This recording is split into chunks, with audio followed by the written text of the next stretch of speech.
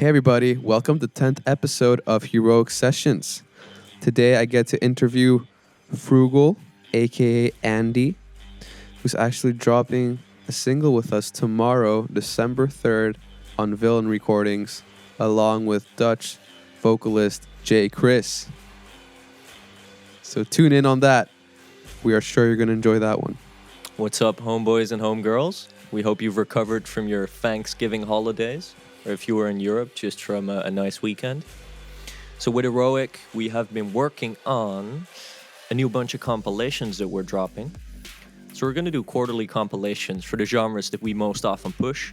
We're going to start off with one for future bass and beats, another one for bass music and trap, another for chill, step and wave, and then another for indie dance and house. And it's cool because that will allow us to sort of showcase our back catalog and to give you something nice to listen to if you're just looking for the best of that genre. And also, if you've ever wanted to release on Heroic or one of our labels, now's the chance because we're doing an official remix competition for Arc Patrol's Primo album, specifically for the single At All. And we're teaming up with Skio, a new music licensing platform that's super awesome. And what they do is that they allow rights holders like record labels to pair up with artists who could then swap remixes and work together on deals. And then without having to negotiate all the contracts, you could actually do that within the platform. So it's super fair and equitable. Anyway, so we're teaming up with these guys because we believe in what they're doing. And you can participate in a comp via the link that you can find in the description on this upload. And if not, check out the Heroic socials. Also, little tease for you guys. We're going to launch our private community, the Empire, very soon. So, can't say more than that. You're going to have to wait for it. But if you're very excited to join, you could hit us up with an email and we can see what we can do for you. Maybe. So, Can you touch your nose with your elbow? question of the week. If you can, please send over a video of you doing it. We will post it on all socials. That is a guarantee to you guys. Right now from Heroic.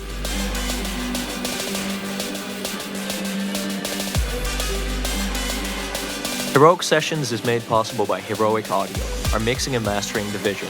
Our engineers have mastered the releases that come out on Heroic, on Villain, but even on labels like Armada and Monster Cat.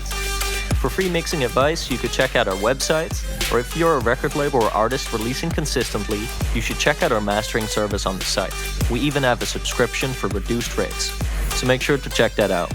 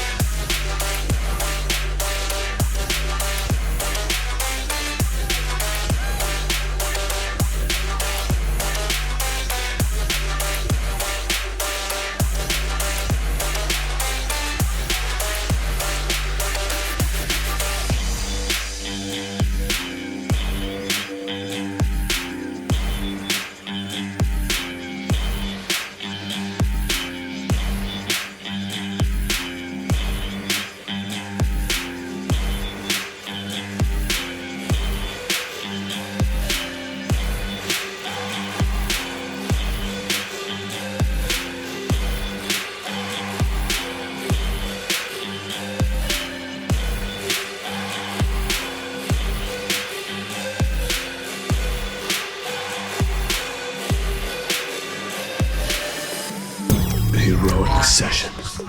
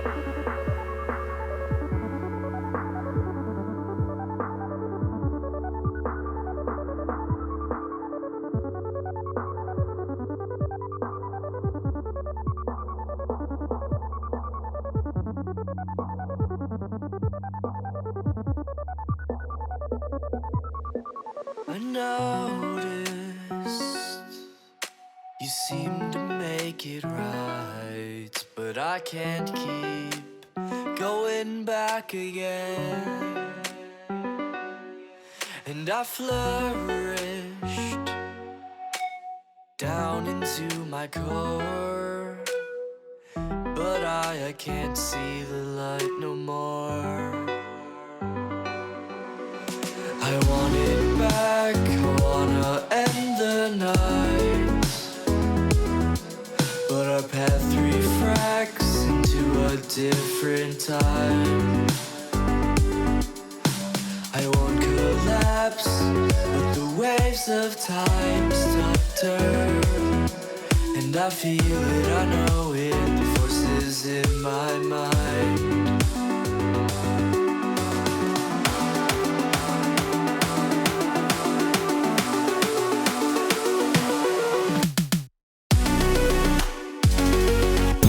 Heroic Session.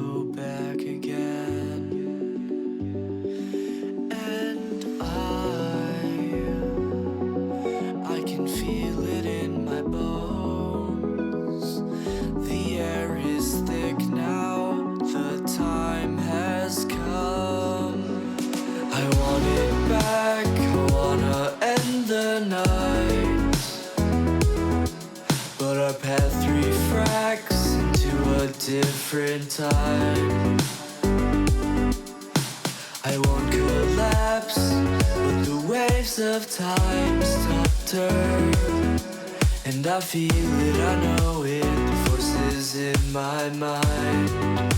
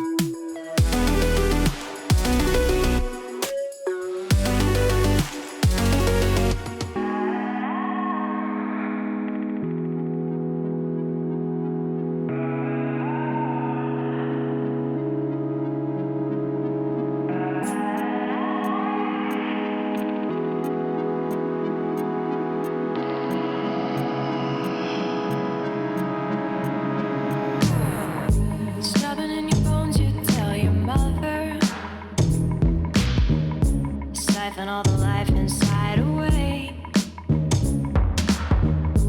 Take it all to bedtime with another. There ain't no better place than yesterday. I don't wanna show you where the fun is. The market's only good for one more try. Holding to the backdrift of your money.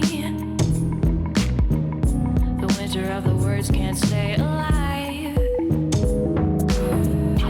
Streets of guns inside the hands of all your birds.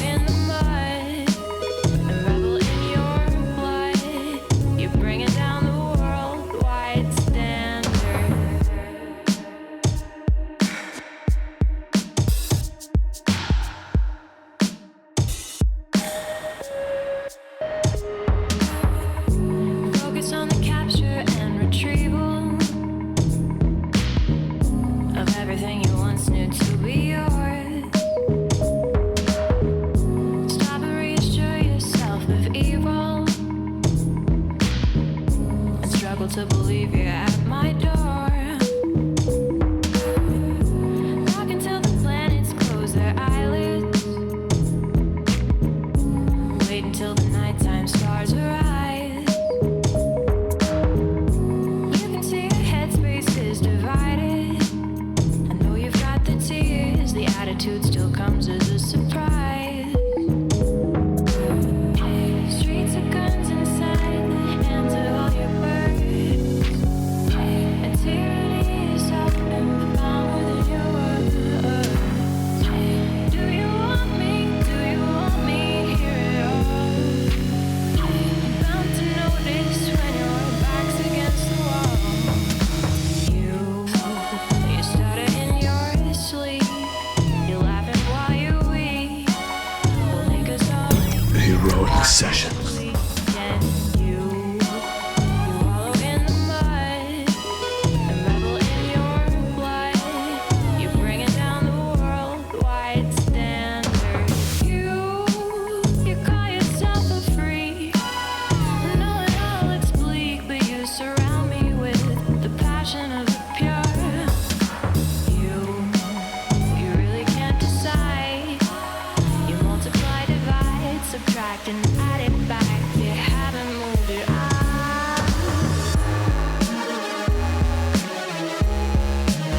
You haven't moved it on. You haven't moved it on. You haven't moved it on.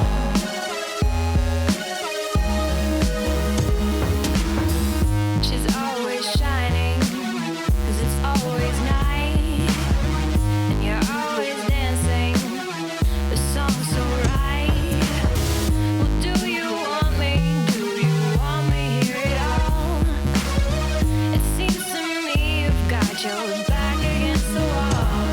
And it all goes back to that moment when you looked her in the eyes. And it keeps on showing the same thing, but you don't apologize. We know that she's your home now, and you're caught inside her snare with a noose knotted around your neck and your hands up in her hair.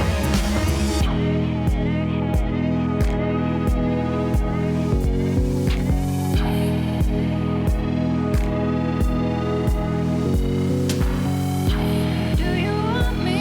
Do you want me? Hear it all.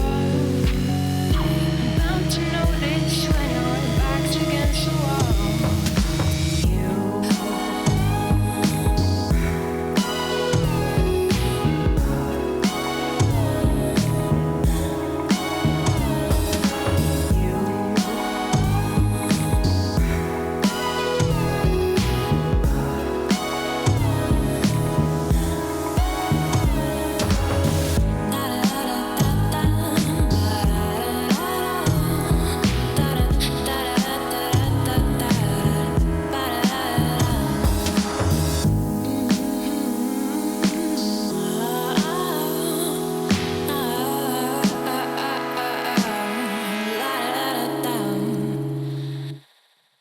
Hey, Andy. Pleasure to have you on this week, man. How are you? And how was your weekend? What's going on, Giannis? I'm doing well, man. I am doing well. My weekend was good. I didn't work on music, so I'm a little disappointed on that. But now it's, I believe, Tuesday, or it will be Wednesday when you hear this. So, man, I've just been knocking it out, working hard. So, yeah. That's what I like to hear, man. Did you Yes, sir. Did you enjoy your short vacation? I did. Saw some friends from high school and went out and did what 21-year-olds did. Felt sick for about 2 days after that. So I will probably be waiting till next year to do that again. But yeah, it's doing well. For sure, man. That's awesome. Turning up on a Friday. Yes, sir. The turn up, how they say. Hell yes. So, why don't we begin? Why don't you give us, in a nutshell, who is Andy and how did you get to where you are today? Oh, wow. Okay, that's pretty deep there, Giannis. Okay, yeah, man. So basically, I started making music, I want to say like with virtual DJ back in like 2008. And then I started making beats in like 2009, 2010-ish. And I always loved hip hop music. So I kind of wanted to go like the instrumental hip hop kind of route. But the older I got, the more mature my music taste got. I soon started to realize that I don't just want to limit myself to working with just rap and just hip hop artists. So as music started evolving, I kind of started evolving my sound and my influences that came from my family to make the sound that you guys hear today. Awesome. Yes. So it's a merge of society and sort of how you grew up and the interwebs. Yeah, definitely. I mean, my dad was a musician and was always in bands, so I was always around live music and musicians. So I was always around that, but I never really fell in love with music until I really discovered like beats and electronic music and the whole technology realm of music production. So. Mm-hmm. So out of curiosity, who would you say was like the first electronic artist you found and sort of inspired you? First electronic artist, man. If you can remember. Okay, so Benny Benassi was a huge one. Oh hell yeah! Satisfaction. Love that simple electro house, like that kind of house music was like when I first, like really fell in love with house music. Mm-hmm. But definitely him, yeah, was That's a big awesome. inspiration. Okay, so would you say like it was finding these artists like Benny Benassi that sort of was like that turning point that you said, hey, I want to pursue music? Or, was your father being a musician, like you said earlier, like one of the prime reasons you decided to go down this path? Yeah. So yeah, it was definitely both. Because being around musicians and my dad, like I always loved that music and like live music. But then whenever I heard artists like Benny Benassi or like Dead Mouse or some of those like first like breakthrough acts, I realized, wow, man, I mean, these guys are getting huge via internet, via this music made from computers, like from one man. And I thought that was incredible. I mean, the fact that one person can create all these different sounds and consider those full productions his, I mean, that's something that's always been attracted to me. So totally. So before you found this electronic music stuff and you got into this whole production aspect, were you playing other instruments? Like, are you classically trained in anything or? Yeah. So when I was little, I learned guitar. I went to like guitar school or classes. I was learning on a classical guitar. So I was like very like I was learning like very basic stuff, like classical, like the roots of music kind of stuff. And I was like not like 10. So I was kind of, a little kid that didn't really, appreciate music as much as, someone should. So unfortunately, I stopped playing guitar. I played it for like 2 years and I learned a little bit of theory and everything. And that was definitely, a good experience for me. But yeah, other than that, right after a guitar, I picked up FL Studio and then just started making beats and then learning a little bit of piano and to now, being pretty good at piano. So decent at piano. So actually, out of curiosity, right, in your opinion, how much do you think like knowing music theory and being classically trained actually helps you in producing, especially electronic music? Okay, so I always say it's great to know music theory and it's a great tool to have, but I don't think people need to be so dependent on it or think that they're crippling their craft because they don't know music theory. I mean, we have the technology nowadays is ridiculous. Like you could go to the internet and Google, tabs for a song and then translate those tabs to music. Like you don't necessarily need classically trained classes too. So totally. I mean, you can even just go on the internet and find MIDI files, drop them in your project, and then just edit that around a bit. And you got a track, Definitely, man. That's definitely, and it's great to learn from that too because you see like what these people that scored these songs did, so you can definitely take a lot from that and and use that to influence you in many ways. So I'm definitely like for that for sure. Awesome, man. So any like classical composers who like inspire you? As far as classical composers, not really, but as far as modern composers, I don't know if you've ever heard of a French duo called Air. They're instrumentalists. Okay. From France, and they've been around since like the late 90s, early 2000s. And they made some of like the first instrumentals that I was like, dang, this is and it was just titled Air. It was by Air, and there wasn't any vocals. So it was some of the first like instrumentals that I heard apart from hip hop instrumentals. It was like actual composer instrumental kind of stuff. So that's awesome. You should check them out. Air, man, yeah. Alone in Kyoto is the best song ever created. All right, awesome. Fans, take note. You should check that out. Yes, sir. Yes, sir. Okay. So a bit of a personal question. What would you say is something people most likely do not know about you? So I would definitely say I love acting and I love comedy. That's definitely something that I want to incorporate with my music is, skits or some kind of video element to all my productions. So, yeah. Mm-hmm. And we saw that you launching a video series. Maybe you want to, since we're on that topic, elaborate. Yeah, exactly. Yeah, exactly. So the whole video series is kind of my first step towards producing video. I mean, it's just me and my iPhone 6 making videos until I can afford, a full studio and people to help me out with this. So yeah. What's the name of this series? I'm not sure yet, actually, honest. I think it's not down to Froogle? It might be down to Froogle. I think I'm going to do DTF, down to Froogle. So if people think I'm being dirty, I'm not. I'm just if you're down to Froogle, you're down to Froogle. You know what I mean? Down to Froogle, guys. Friday night out. Guys, let's Froogle it out. Let's let's frugalize everything right now. I want to spray my fruit. Yeah, you can basically replace frugal you can use frugal as a noun, adjective, pronoun. It's a little bit of everything, you know what I mean? Sure, man. It's just an open word. It's an open word to describe. Open to interpretation.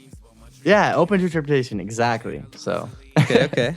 So why don't you tell us sort of the concept behind Froogle and what it means to you and what you want it to mean?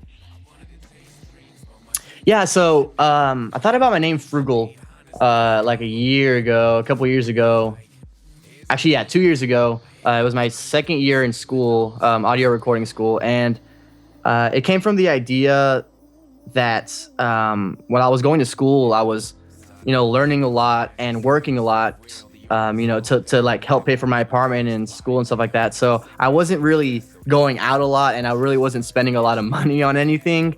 I was eating like rice and beans, and Klondike bars and stuff like that. But I was extremely happy because I was making this awesome music. I got to use a facility that was a school that I was going to. So I had access to all these resources, and I was evolving my sound and growing rapidly. So seeing that growth and not eating and being really broke, I soon came to realize that I'm extremely happy. I was probably at the happiest point I'd ever been in my life. Well, pretty much now is the happiest point I've ever been in my life. But I experienced that, and you know what?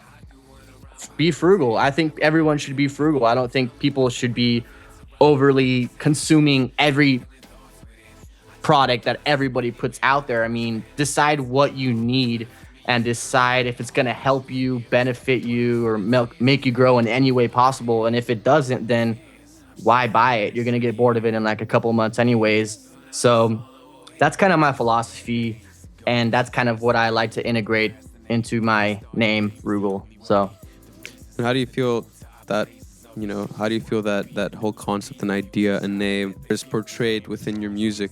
Yeah, so I definitely think I tried to incorporate minimal elements. I don't try to overproduce my stuff. I kind of have a vision with electronic music where not everything is going to be so club oriented or festival oriented, but it's music should be more all around listening, you know, like while you're studying or while you're reading a book, while you're driving in your car, while you're cooking. And that's kind of what I try to incorporate into my music. I mean, I'm trying to keep everything kind of simple but complex in a way.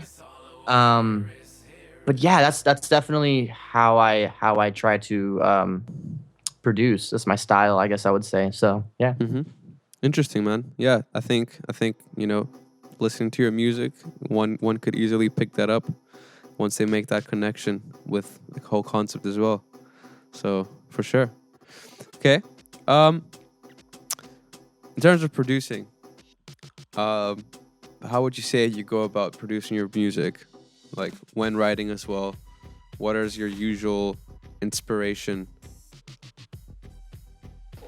So I'm usually constantly searching the internet for new artists or, you know, interesting sounds anywhere, actually. Not even just artists, just like in film or sound effects stuff or just any kind of audio anywhere. I try to analyze it in a way that I could reproduce it in my DAW or in Ableton in this case. And then wake up in the morning, first thing in the morning. I try to wake up around 8 a.m. on days that I'm like, tomorrow, it's the day, you know, like tomorrow, like I have all these ideas like built up, you know, like I had not been away from my computer for a few days. So I wake up at 8 a.m., make myself 2 eggs, hole in bread style. You make a hole in the loaf of bread, you throw the egg in there, cook it up, put some cheese on top, salt and pepper. 2 of those in the morning. Maybe some juice, maybe some carrot and green apple juice. That's like the best juice that gets me going.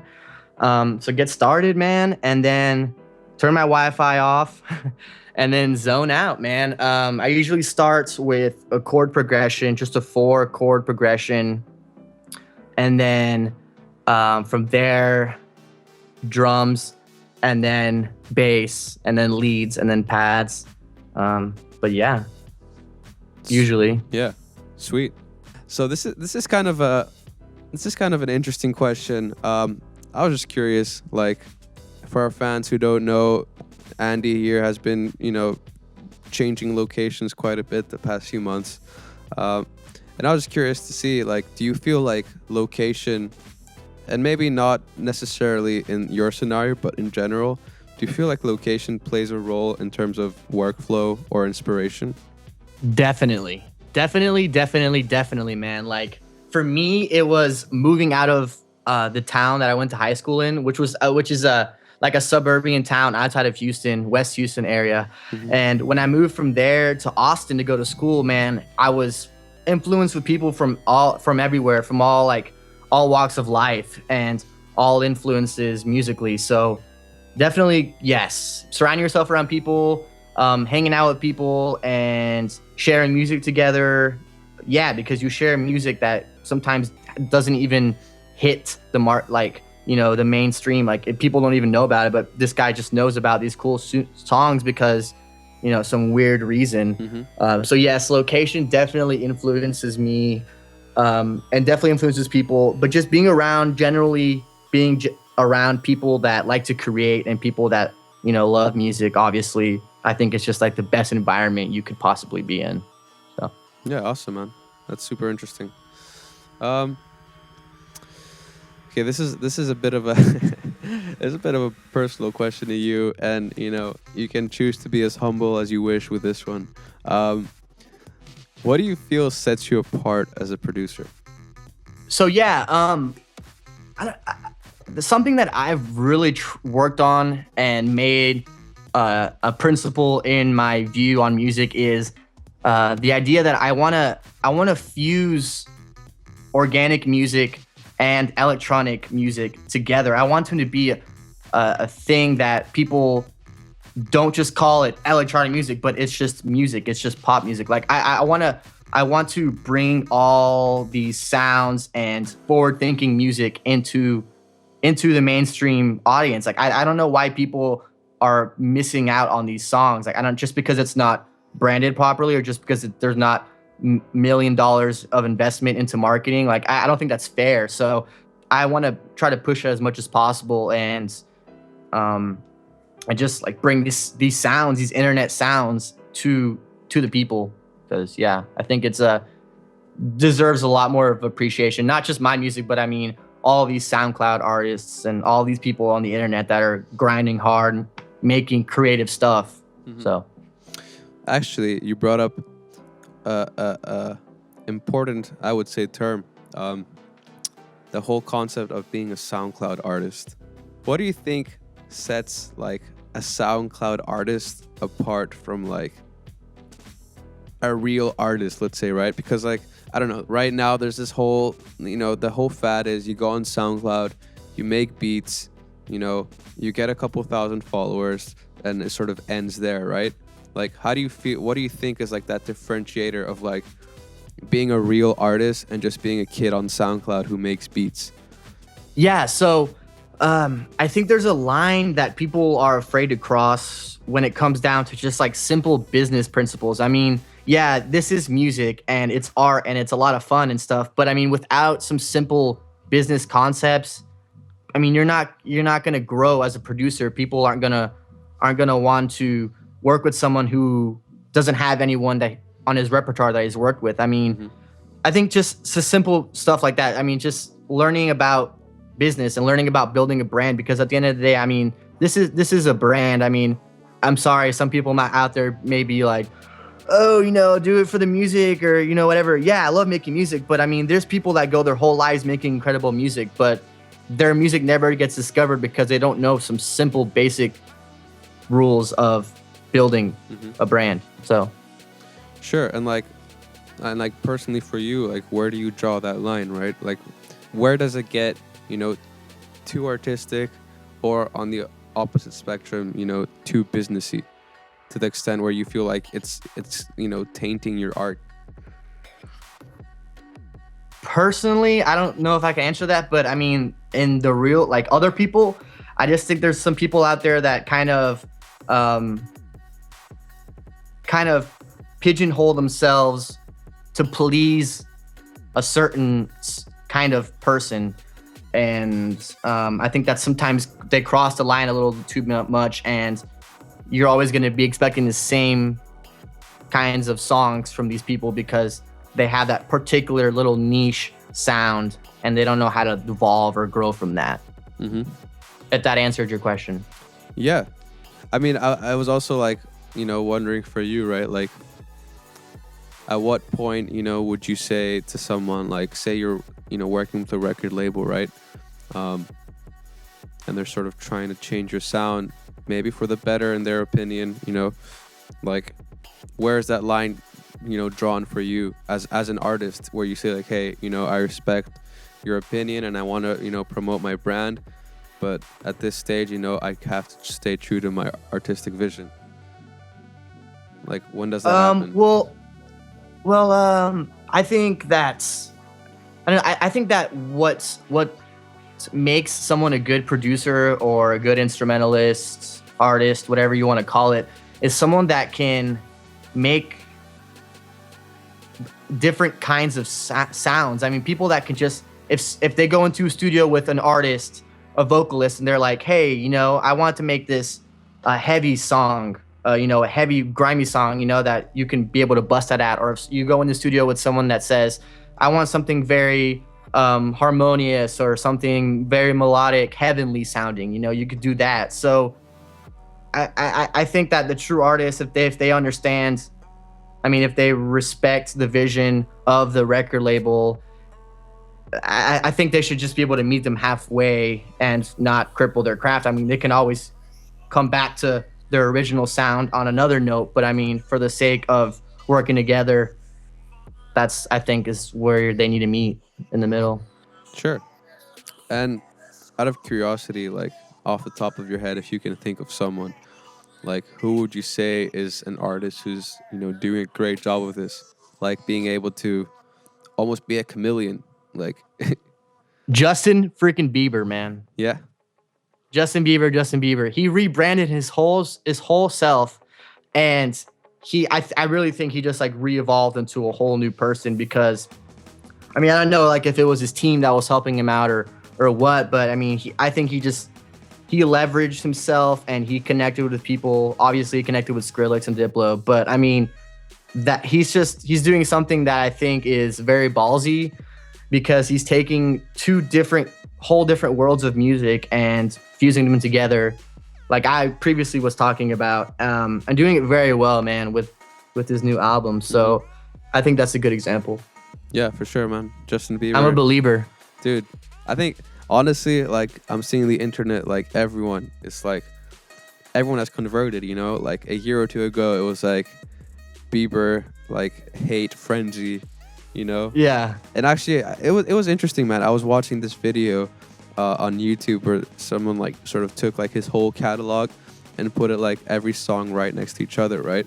And like one thing I personally noticed, you know, despite the style of the music and the branding, right, his voice in this last album, like he sounds like a grown man. You know, like his voice matured. Yeah. Like it like he sounds like, you know, he sounds like a man now, and like maybe that's awesome. Maybe that's something that like also played a role for people to be like, okay, like respect now, like now your voice reached full maturity and like now I can hear it, like you, and I'm not judging you off like, you know, puberty. Let's say. Yeah, I know. I thought that was wrong all along, man. I just think it was just a big like, it was just people that were people that just were following, hating him because other people were hating him. I mean, it's just like if I don't know. I mean, it's just like if you get enough people to hate something, then everybody else is gonna hate them because those people were already hating them. I don't know how to explain that, but it's just like it's just a big train of followers that were just like, I hate Justin Bieber. But it really, I think it was just like they hated their fans and they hated the people that listen to his music. It's like Skrillex. Like people who hate Skrillex, they probably don't care for his music, but they don't hate his music. They just hate the people who like his music, which is, you know, like your scene kids, experimental people kind of thing. So totally, man. That was like totally relevant with Skrillex back when dubstep was like, you know, the main thing. Yeah, man. Perfect example of it. Yeah, totally. Probably why it was a good fit for him and Justin Bieber to work together. Like in some ways, Skrillex was like the Justin Bieber of electronic music, right? Yes, man. I didn't think about it like that, but yeah. I mean, they're either hated or they're either like freaking people are drooling over them, you know? Yeah, totally, man. Totally. So why don't we get a bit technical for a minute? You know, jumping into your workflow and your, you know, rig and your DAW, etc. So why don't you give us sort of like a full rundown of your setup? Yeah. So I'm not gonna say. I'll say what I have currently, but let me first say that I have been through pretty much every VST plugin out there. And let me just say, man, it is not about how much you have. It's about how much you know about that single thing. I mean, totally. Like literally Flume just uses like Ableton and that's it. I mean, it's just mastering one plugin, one soft synth really well. And, you know, mastering your DAW really well. And that's all you need. People think you need to go out and get all this like native instruments bundle with the blah, blah, blah. Oh, sorry. I didn't mean to drop that name, but I mean, like, people think they need to get all these plugins. Like, what DAW do you use? I want to make music like that. But it's not the DAW. It's not the plugin, man. It's literally how much you want to learn, how deep you want to get into the topic, and, you know, how much time you're willing to put into this stuff. But currently, right now, I'm just running Ableton for composing and rewriting everything, and then Massive as my synth. And then that's pretty much it. And then Pro Tools for mixing and mastering. But I will say I also use Sonic Charge Synplant, Synplant. That's a really cool plugin. But that's pretty much it, man. I like to record my own sounds. Like I said, the school I go to, they have a studio that I can access. So I like to go in there and record my friends on guitar, or go in there with a crate of plates and random stuff and make sounds with that and use those samples and layer those in. And yeah, definitely try to keep it like as raw and as original as possible at this state. So awesome. So actually, you mentioned you compose in Ableton, and then mixing and mastering process happens in Pro Tools. Like, why did you choose to do that? Yeah, so what basically just came out of not being able to use Ableton to mix up at the studio. Like, because the studio that I use, they have a Pro Tools rig there, and in order to use gear, like hardware gear, like a summing amp, like a Manly compressor, and all those beautiful things that I will get one day, hopefully. You need to be able to, you can only run Pro Tools. So I just learned to stem my songs down from Ableton and put them into Pro Tools, and then just, and it's also the most like optimal summing too, like the way that the tracks sum up together. The Pro Tools algorithm is a lot better than the Ableton algorithm. So in what sense? In the sense of like summing all the tracks you have adding up together in Pro Tools, it just sums up a lot nicer. They invested more time into like the summing of the Pro Tools.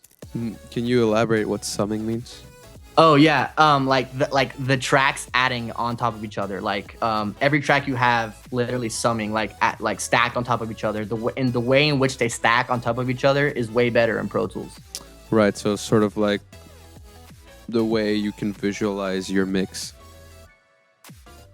The way I can visualize it, not only that, but the way that it just sounds, you can get a lot more headroom. Like you can get a lot more loudness out of that. Totally. Yeah, I totally agree, man. Like, back when I was doing a lot of mixing, Pro Tools always seemed to sort of have, in some degree, like a cleaner sound, let's say, compared to a Logic or an Ableton. Yeah. I don't know if you've noticed this. Like, I don't know if I'm comparing Ableton to Logic and to Pro Tools, Ableton seemed to have like a more like digital sound. It's hard to explain, but then like Logic always had like the more had more depth and more body, and then like Pro Tools was just like flat. It was just clean, It was like I never felt like Pro Tools added any harmonics, let's say, to the final render, as opposed to a Logic or an Ableton. Well, yeah, you're exactly right. It's because they design these softwares, Pro Tools especially. I mean, it's made for tracking bands, and it's made for like producing, live music.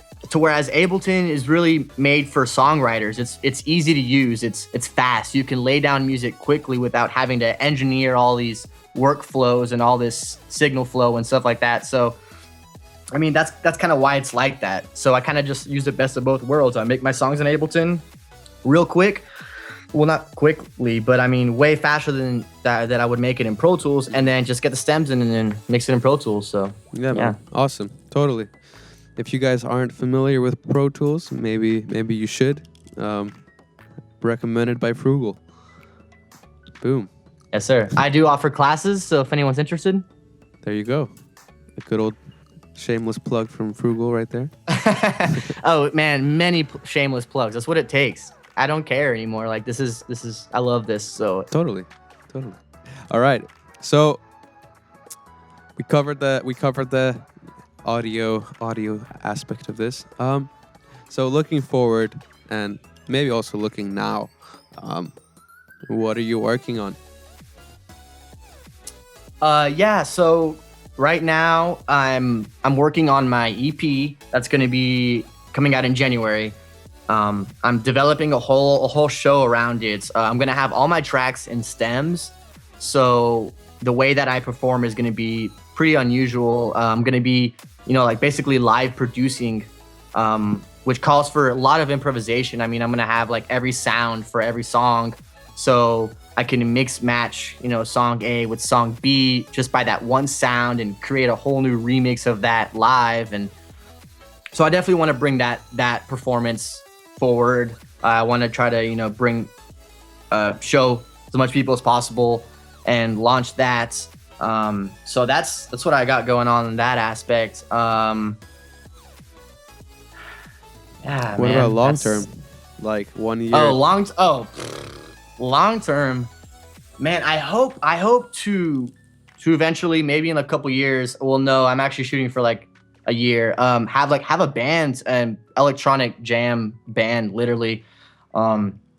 Basically have a drummer with electronic kits, and then a keyboard player, a lead vocalist, and then a guitarist. And I mean, manipulate real music through electronics, and man, use the best of both worlds and create something that's very unique and hopefully very appreciated. So Awesome, man. So it sounds like you really want to get into, the whole live instrumentation. yeah, well, I mean, I think it's definitely the end goal of any producer is to have a band that you can work with, that you could record, and then later on use those recordings and manipulate them electronically. I mean, Pretty Lights did that perfectly with the color map of the sun. Mm-hmm. He even did a whole little mini documentary about it and brought the band in and literally just manipulated that. And I mean, it was incredible. So I think that's definitely my end goal. And I think that's probably the most fun I'll ever have. And that's probably why I work so hard, is because I want to be able to afford that and make music the purest way possible. So Sure. So out of curiosity, have you been in any other bands before? no, I have never been in any other bands. No. So you're very obviously used to working alone as a producer, right? And naturally that's a completely different vibe than working with a band. How would you envision that working?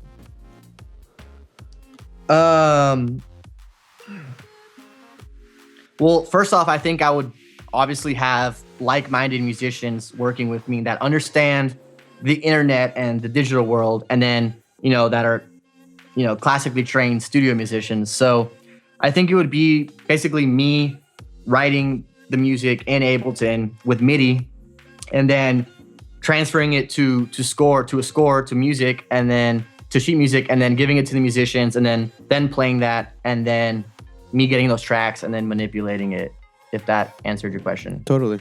Yeah, man. Yeah. Sounds awesome. I'm pretty excited to see that happen, man. Thank you. Sounds exciting. Okay. So I think we should get to the final part, probably the most exciting part, fan questions. Dun, da, da, da. Yeah. All right. You guys got pretty engaged on our post, on Frugal's post, to be precise. And we got a number of questions here from your fans. So start with the first one. Shout outs to Marcelo Tape on Instagram. Question being, how did you get your music more and more introduced to other people? Yeah, so that's definitely, man, that's the trickiest part. That's probably the part that took me the longest to figure out. And once I learned, I mean, it's literally just being a good human being. I mean, literally offering favors to people, giving feedback to any producers you look up to, just like dropping comments that are meaningful, and people appreciate that. So just kind of using the social media in a way that is, you're using goodwill. So you're literally giving as much as possible without expecting anything in return. But then that eventually starts to happen.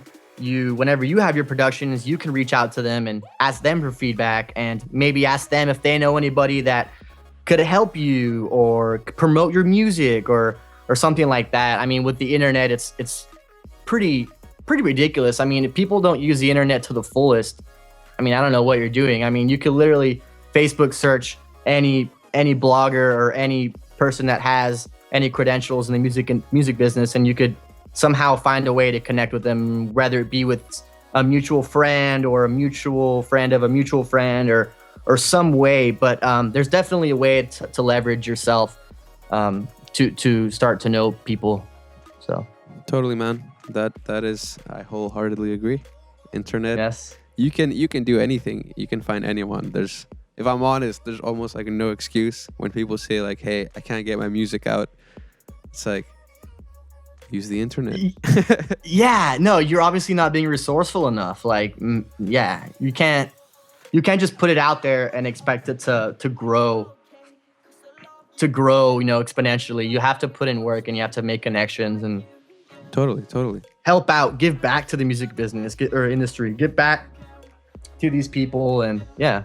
Find ways to add value. That's like, my words of wisdom to anyone who. Precisely. Like even if you're contacting a big blogger or someone else, like, and it's always like, super intimidated. Like, yes, I understand, but like, if you can add value and, or find a way that you can convince him that you can add value to his life, then you've almost for sure hit a home run there. Dude, yes, exactly. You're on it exactly. I mean, it's just like approaching them like human beings. I mean, they're just humans that happen to be pretty witty and come together with this business plan of making this cool blog and whatever, and that's awesome. But I mean, respect that and respect the amount of time they put into that, and don't just reach out to them, hey man, play my song, blah, blah, blah, blah. Like, these people put hours and hours into what they do, so just reaching them out kindly and professionally would get you very far. Totally. All right, moving on to the next question. 2 questions here from Irene Kutsanelos. Bit of a joke. First question, are you single? Oh man, yes, I'm single, and I don't think I'm ready to mingle. Honestly, I man, I'm telling you, like, literally not having a girlfriend is a very good motivation for me. I mean, it's just a good drive. I mean, I stay focused. I channel all that sexual energy into my music as much as possible. So yeah, I'm single, and working on my career first before anything else. So ladies, keep an eye out for Andy. Wink, wink. Hey. All right. Do you feel roundy, baby? Okay.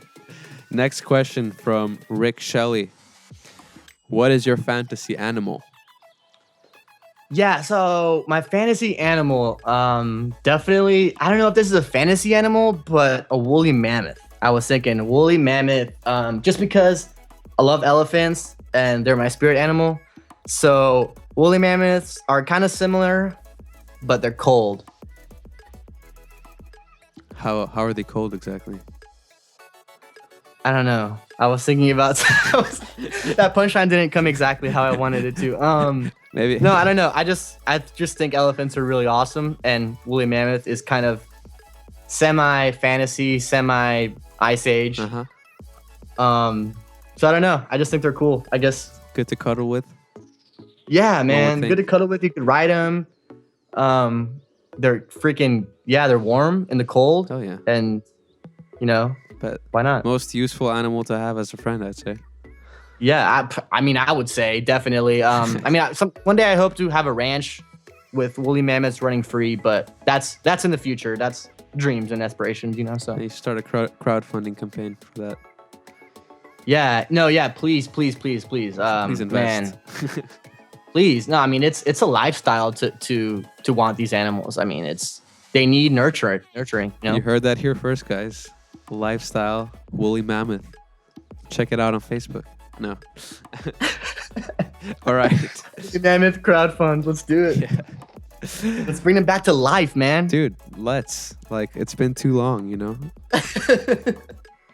All right. Let's cross genes and create one. Yeah. Not a big deal. Okay. Next question.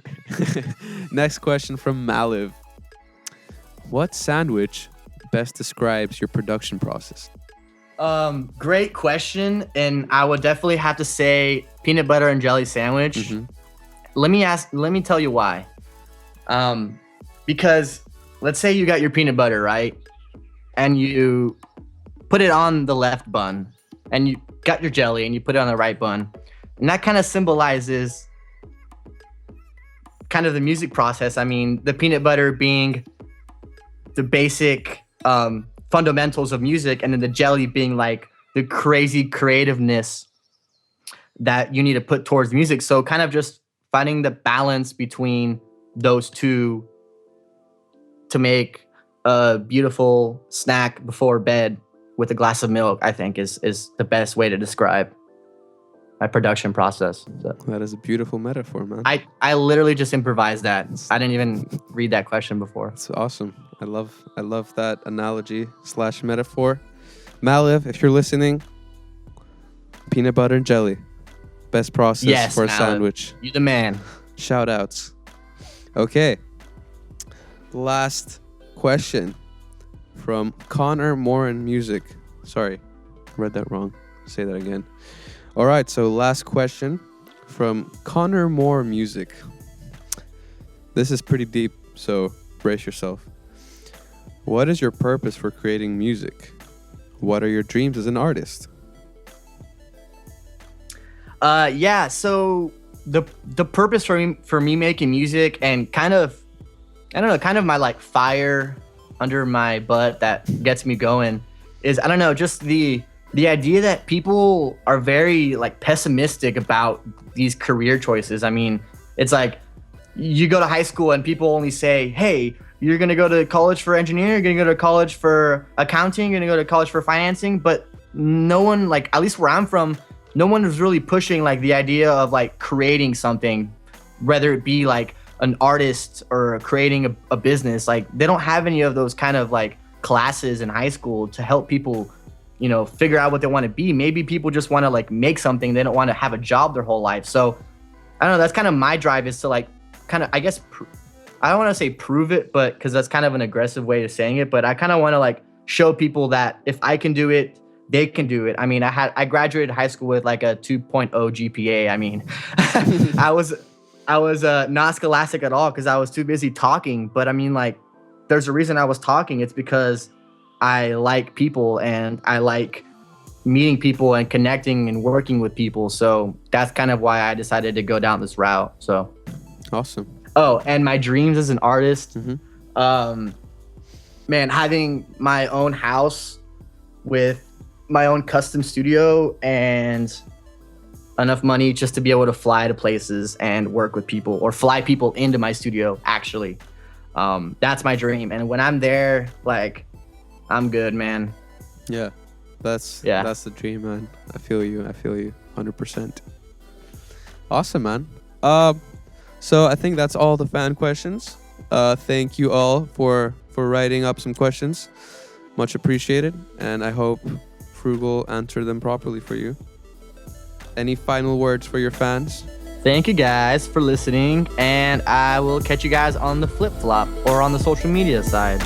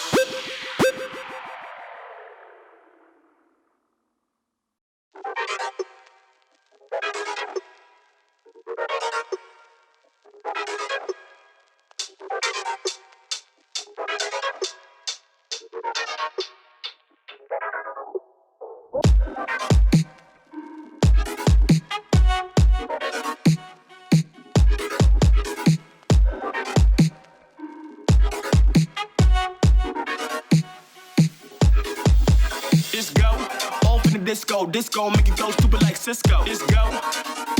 It's go. It's go. Off in the disco, make it go stupid like Cisco. It's go. It's go.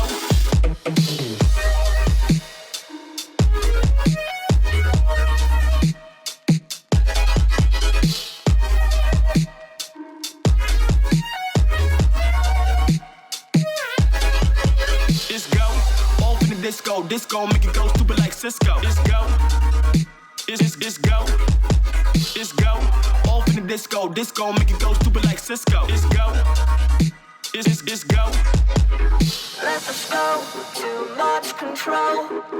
We both know where the slow will go. This will be so heavenly. Fix me with your remedy. Let us go, too much control. We both know where the slow will go. This will be so heavenly. Fix me with your remedy.